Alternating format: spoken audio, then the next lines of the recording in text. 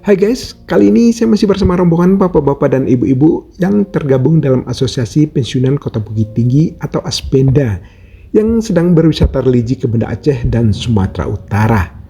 Dan kali ini kita akan mengunjungi situs Tsunami PLTD Apung. Tetapi karena belum jadwalnya untuk masuk, maka kesempatan deh bagi ibu-ibu untuk belanja oleh-oleh terlebih dahulu.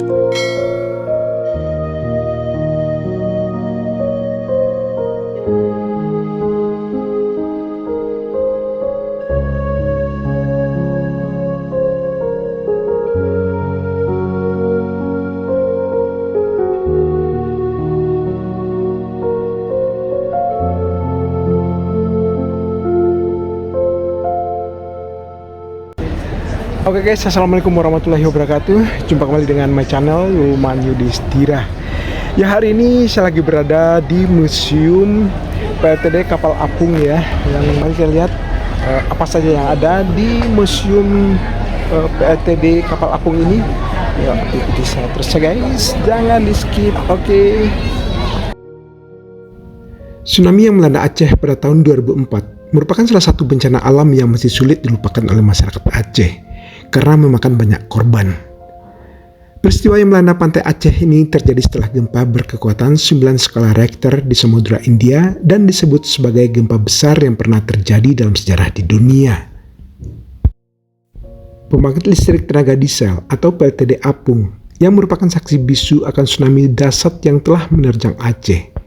Sebuah kapal dengan panjang 63 meter dan berat 2.600 ton ini memiliki mesin pembangkit listrik yang kekuatan dayanya mencapai 10,5 megawatt.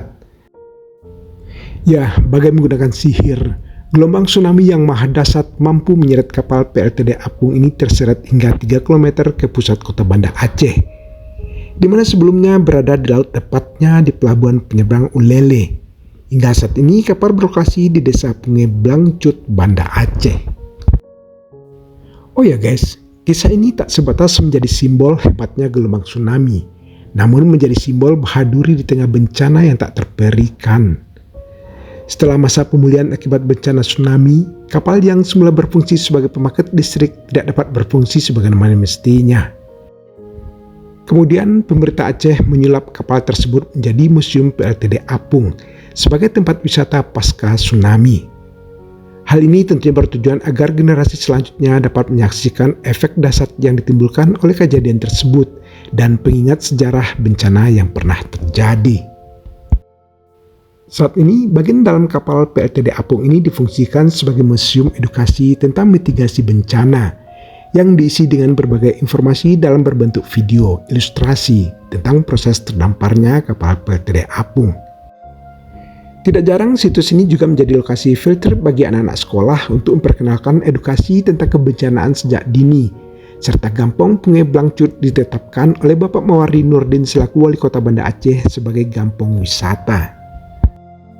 Oh ya guys, museum ini telah dilengkapi dengan 2 menara, sebuah monumen, kemudian ada jalan setapak dan air mancur. Pada bagian dek dasar kapal terdapat ruang ABK yang masih utuh seperti saat kapal ini beroperasi.